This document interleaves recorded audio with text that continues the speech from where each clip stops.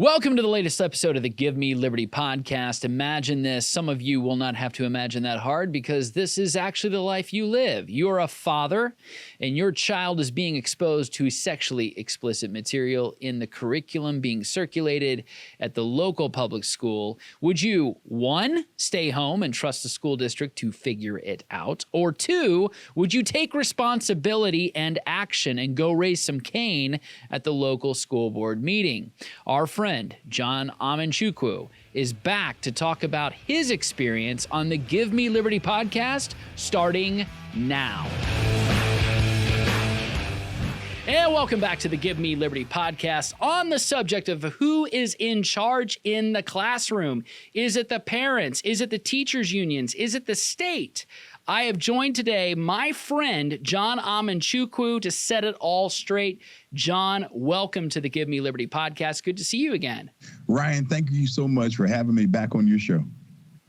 Well, I really appreciate all you're doing to draw attention to the issue of parental rights, the deficit of truth in the classroom and common sense, and moral decency. I think one of the things that this clip we're going to play here in just a little bit of your meeting down in Indiana or Indian River County, Florida, of that meeting, it shows the moral deficit and the decline that we're seeing. I mean, this is pornographic. It's outrageous. Any parent ought to be enraged. If it's not flipping switches, you have no switches. We're at the point of such degradation and sodomy that we're seeing in the public. I mean, everybody ought to be enraged. This is a 99% issue. Everybody ought to be on board with parental rights and education and protecting these children. I so appreciate you getting livid, you getting hot and upset, and going out there and taking matters into the, putting them in the hands of the parents where they ought to be anyway, but taking this issue on directly. Your thoughts? Ryan, when I went to the school board meeting, I planned on reading from a book, to make it clear, make it vivid that they have pornographic material in the libraries in Indian River County. But here's the problem. There were 52 people who signed up to speak, and only one person had their paperwork removed from the pile. Guess who? They intentionally tried to block me and stop me from speaking in the first place. And then I had someone contact the board chair and to give her a notification and say, hey, you can't wrap this up and close because we have another person who is supposed to speak. And so I get up to the podium and I start reading from the book, 13 Reasons Why by Jay Asher. That book is allowed in Storm Grove Middle School and Freshman Learning Center. So kids as young as 10 and 11 and 12 have access to this kind of material. I read from page 265 in particular. I can't read all of this information now because it's not appropriate. And immediately she shut me down. So much so that she told the gentleman beside me to take his microphone and to mute him. But what she forgot is that I started preaching at the age of 19. And so I've been doing this for 20 years. I don't need a microphone. But she told the gentleman to take my microphone and to stop me from speaking. And then I continued, to use my freedom of speech and read from that book, because if kids have access to it in the public school system, why shouldn't parents be able to hear it in a school board meeting? And she continually shut me down to the point that she said, you know what? He's had 3 warnings. Let's put him out. And then 4 sheriffs came and removed me from the school board meeting. It's a travesty, but we have victory. Victory is on our side. The board voted unanimously at the end of that school board meeting, 5-0, to remove those books. That's awesome. Let's play the clip real quick and then we'll get another reaction. Now on the topic of these pornographic books that you keep calling these point of contacts on as relates to whether they should be read or not. 13 Reasons Why by Jay Asher, currently in Storm Grove Middle School and Freshman Learning Center, page 265. As if letting him finger me was going to cure all my problems, Sir, I'll stop but you in there. the end, Sir, I will never stop told you to there, get away. and then you we will didn't. continue. You stopped to rubbing not look at circles that. I'm on my going to stop you stomach. there, please. Instead, you rubbed Would you back cut and the forth, microphone, please? gently along my Cut the waist. microphone. Your pinky made its way under the top Stop of it, my please. panties Sir, and rolled stop back it. and forth You don't from stop. hip I'll to ask hip. you to leave. Thank you. He doesn't need a microphone. Yes, sir. I asked you to stop, and you're going to have to leave if you don't continue with that. Yes, sir. No, sir. I asked you to stop. I asked you to stop. Sir, if you don't, sir, I'm asking you to stop. If you don't do it, we're going to have you removed. Thank you. Please. I've asked you to stop. Yes, sir. I've asked you to stop. Sir, I'm asking you to stop. Yes. And when I stop, it's removed. And I've asked you to stop, so they were removed. Okay, sir. Mr. Teskey, would you remove him, please? 3 warnings. 3 warnings. I've asked you, please, to remove. Yes, sir. Yes, sir. Because you won't stop. You won't stop. I've asked you to stop. Allow the world to see me removed for reading the pornographic book. Okay, sir. I just said I've stopped you from reading. It's going to be removed, so I'm going to ask you to go. This is not right. Well, it's not right that you're not listening. Am I right? Yes. Sir, he needs to be removed. Kick me out, a black pastor, for reading these books. Thank you. I'm not like the people. Thank you very much. I appreciate it. Wow. So there you have it. I mean, by the way, I just have to point out something. There at the front where that board is assembled, it says transforming education to inspire and empower all students to maximize their full potential. I mean, does that encapsulate what you're seeing there in Indian River County, excuse me, that they're transforming education to inspire and empower all students? Or is it the opposite? Is this the kind of degradation that you're seeing? Where we're losing morality, we're losing virtue, we're losing the sense of ourselves in society, where this is education off the rails. This is education gone wild. Essentially, we have abandoned this project, which is ultimately about this understanding of us as citizens that we're to fear God, and our ultimate responsibility is to revere God. And we've abandoned that project, so throw theology and biblical principles out. But now we have this total loss of sense of self in terms of these distinctions when it comes to biology and when it comes to self-respect and holding the line on morality, public decency. If you lose your vertical relationship with God, you're going to lose all your common sense of understanding of moral decency when it comes to your horizontal relationship with man. Well, you know what? That's well said, Ryan. Listen, we have lost moral decency in America. I was kicked out of that school board meeting for reading a book that they allow for kids ages 10, 11, and 12 to read. They threw me out. They used 4 sheriffs to remove me. And the board chair said that's 3 warnings. I guess we're treating school board meetings like baseball. You know, you have 3 strikes and now you're out. And so I'm out, and they put me out. Just think about it. What did I do that was wrong? Did I do anything that was immoral? Did I say anything that was immoral? Did I use profanity?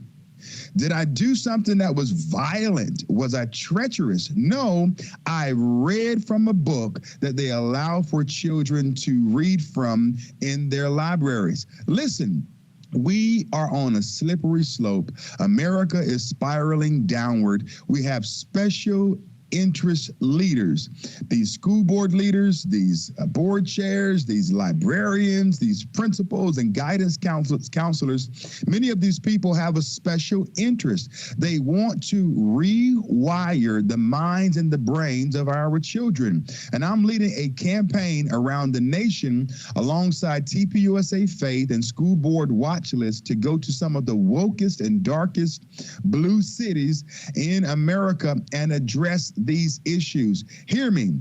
They are trying to take away our voice. They want us to shut up. They want to deplatform us and cancel us. They don't want truth to convict or to even confront the big lie around sex and gender. So they'll do anything possible, even kick out a black pastor for trying to read from a book. So you're looking for a university that's perfect for you, a school that has anything you could possibly need. Anything? You want a place that has the programs you want to study, and maybe a few more, just in case you change your mind. I think I'm going to sign up for the fashion design program. All right. A place with state-of-the-art facilities. I mean, look at this campus. And who doesn't love big-time sports? And great recreational activities. Okay, now we're on a roll. Somewhere you can hike, slide, strike, shoot, climb, eat, And most importantly, eat. You want a place that takes you to space? Okay, maybe not, but we can teach you how to fly, or pastor a church, or run a business. And all that with a great view? Yeah, I think I know a place. Yeah, absolutely. So well said. And by the way, the 3 strikes in baseball, I think you're absolutely correct. I only saw 1 pitch, though. I didn't see 3 pitches, just 1. But they were saying 1, 2, and 3, you're out. So real quick, John, inside baseball, what's going on in the state of Florida? We were talking off camera. I want you to talk a little bit about some of the bills that have passed to curtail this nonsense in education that is trying to rein it back in and put parents on an equal playing field with the professional education class and basically the union sector of our economy that has a stranglehold on everything. You have HB 1557, the parental rights bill, which was euphemistically in the media referred to as the Don't Say Gay bill, but that's not true. It's parental rights in education.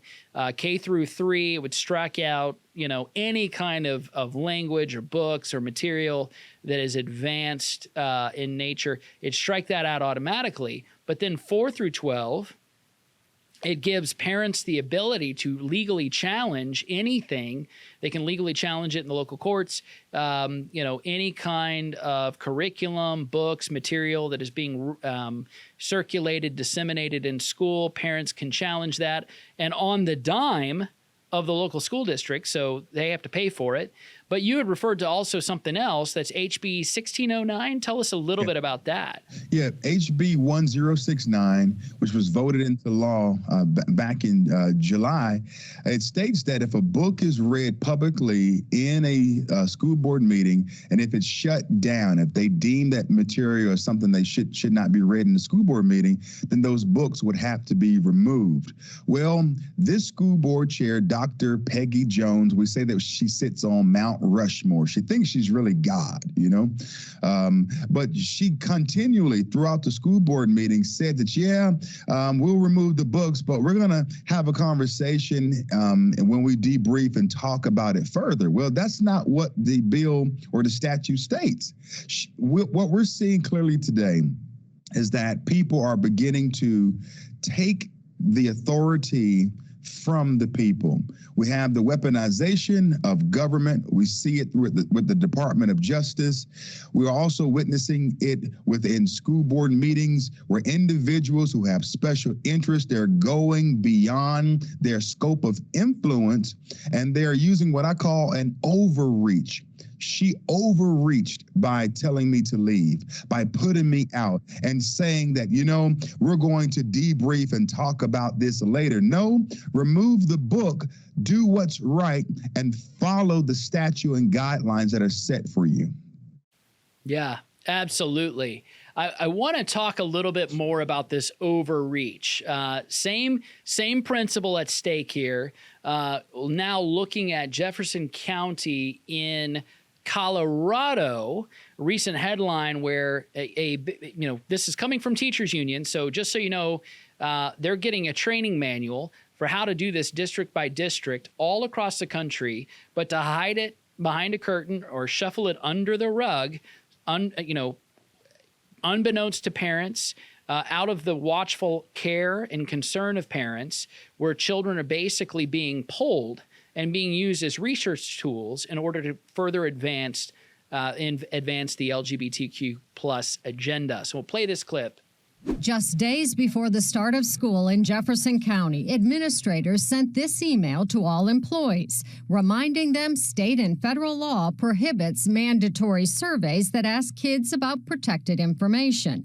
And even voluntary surveys are illegal unless parents can opt out. So when Denise Crawford's son came home with a survey asking about his gender identity, she thought, what gives? Deceived, lied to, taken advantage of. She's not alone. Parents with Jeffco Kids First say dozens of teachers have conducted the surveys, and worse still, their union advised them to hide evidence of them. An email from Jefferson County Education Association to teachers says, if you do a questionnaire, please make it a paper and pencil activity. Any digital records are more permanent and may be requested under federal law.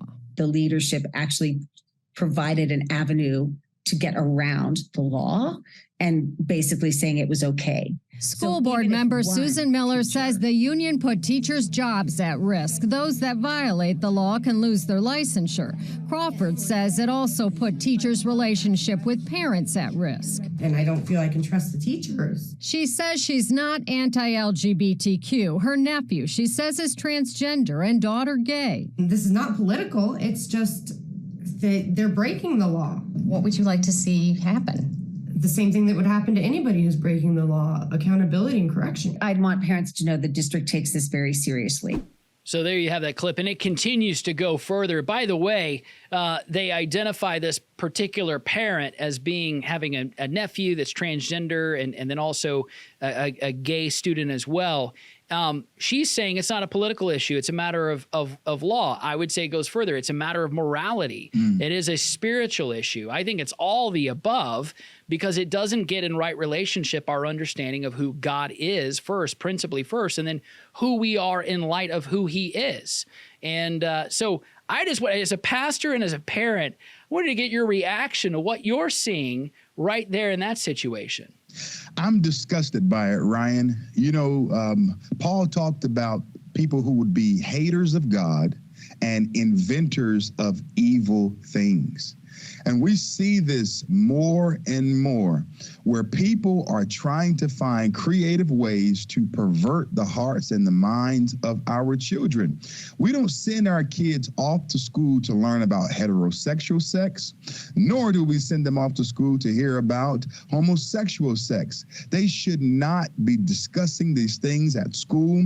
It's inappropriate. It's uncalled for. You know, sometimes we call this grooming and indoctrination, but I like to call it mental rape. That's what's taking place. We are mentally raping. We are forcibly raping the minds of our sons and daughters. I call it mental rape because it assaults the soul, it stains the brain, and it robs children of their innocence. We are doing this in public with government support, and it needs to stop. If it doesn't stop, I believe that you'll see more peaceful civil disobedience take place around this country, where parents will begin to stand and unite and fight against this filth.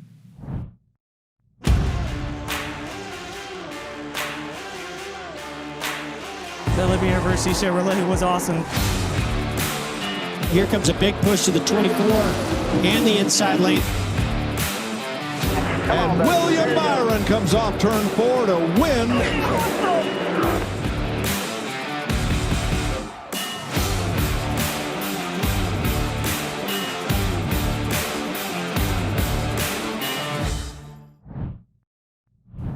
You looked at the report, too, that there was a memo, a draft memo statement from the union basically instructing teachers how to circumvent FERPA. And that is essentially not to send a digital record, an email of any sort, but to pencil this in, to use this as a pencil and paper project so that that record could be expunged or destroyed pretty quickly.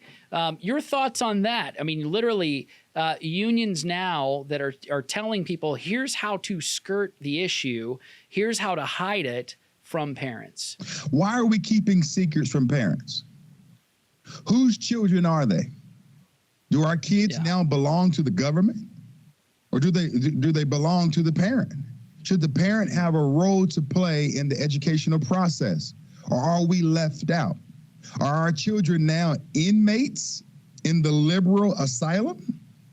These people have lost their mind. Let me tell you something. There was a time frame where Jesus turned tables upside down. This was premeditated. He braided a whip and went into the temple and drove out the money changers.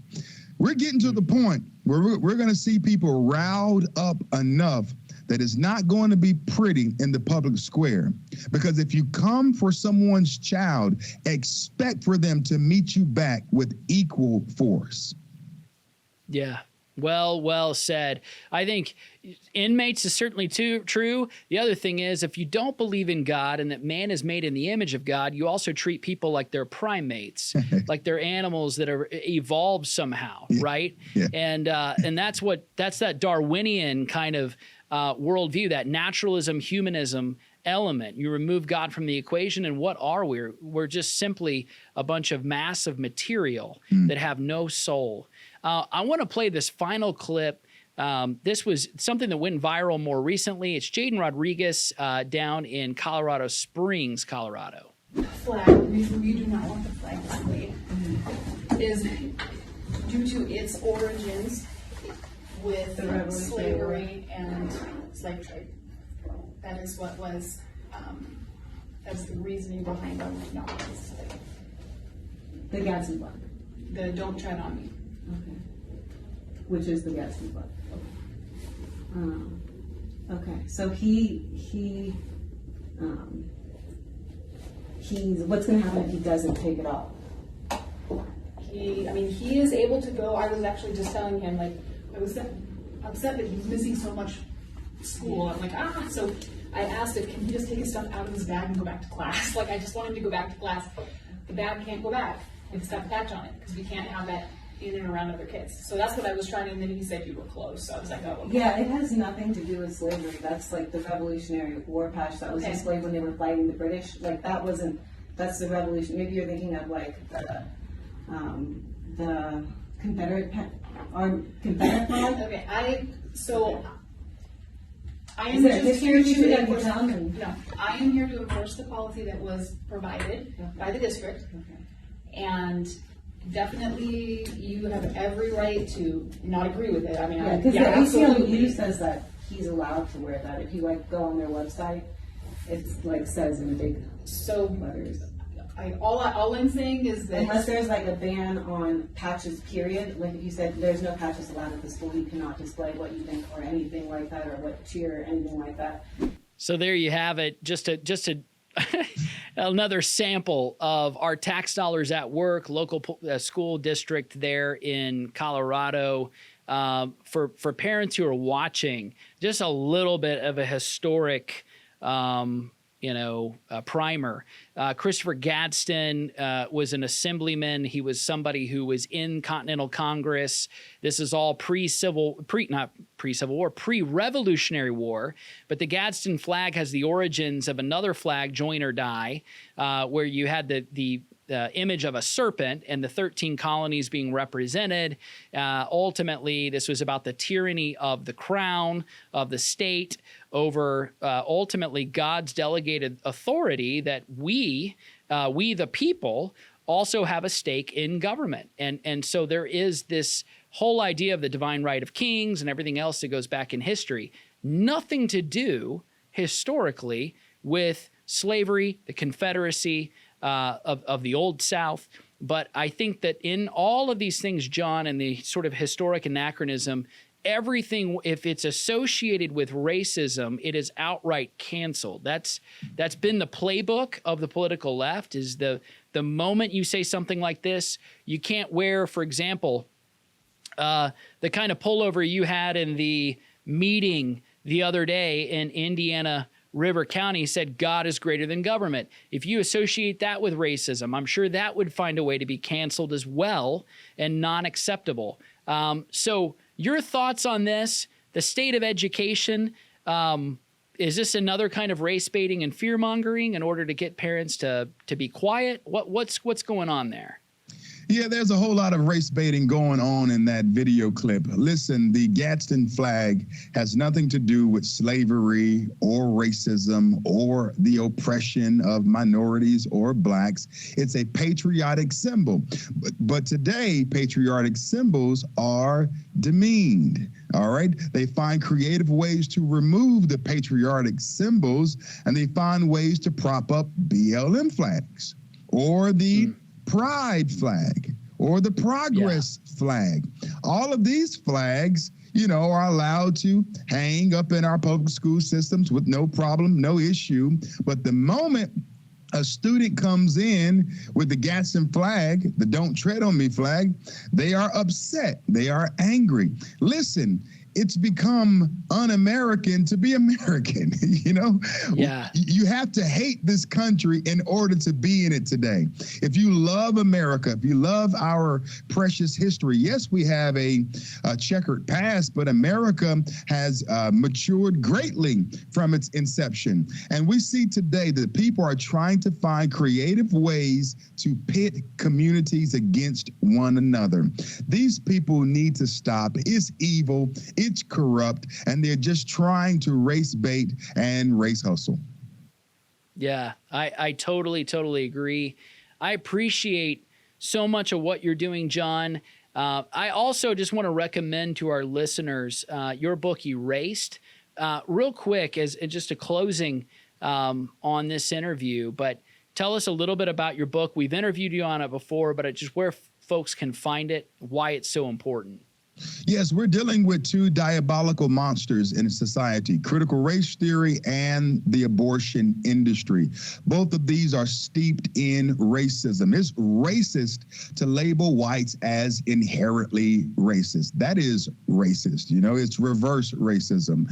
And then we know the abortion industry, founded primarily by Margaret Sanger, an evil woman who's in the hottest part of hell, amen, who believed that blacks were not worthy of existing. She wanted to kill blacks, Jews, the feeble, those who were deformed. She wanted to, depopulate the country and even the world. She also gained a lot of her experience and insight from Hitler. If that should tell you anything, it should tell you that supporting the abortion industry is supporting racism in and of itself. I believe that any person who is pro-choice and pro-abortion is also pro-racism. You can find my book on my website at erasedbook.com. That's ERACED book.com. And follow me on social media at Twitter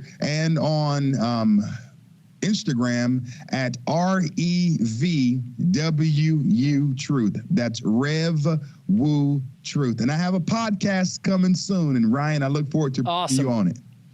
That'd be great. John Amanchukwu, as always, it's a pleasure. Thank you, brother. And folks, stick around for final thoughts. Hey, thanks for watching the Give Me Liberty podcast. Please like and subscribe and share with a friend. Education is so critically important because it's not just about imparting facts. It's about building a framework of ideas, beliefs, and values that ultimately reflect the person and the nature of God. What am I talking about? I'm talking about a Christian worldview. Education is never worldview neutral. We preach that at the Freedom Center and at Liberty University. There is no value neutral worldview. If you want to help students mentally, emotionally, physically, then you will insist that they grow spiritually. And that means a commitment to never leave God out of the equation. The most important questions that a worldview must address. Therefore, the most important questions that education must address. Where did we come from? Where are we going? Why are we here? How should we live? What is the truth? Do you realize that the curriculum designed and the values advocated by the National Educational Association, that's the largest teachers union, and the Department of Education, are purposefully avoiding the answers to those questions? They won't even ask those questions. We are living in a time where we can no longer ignore these worldview differences and hope that they will go away. We are confronted with them daily. So here's my question to you. If it's not a Christian worldview, then what will replace it? If it's not a Christian education, then what will replace that? Think about it. Food for thought.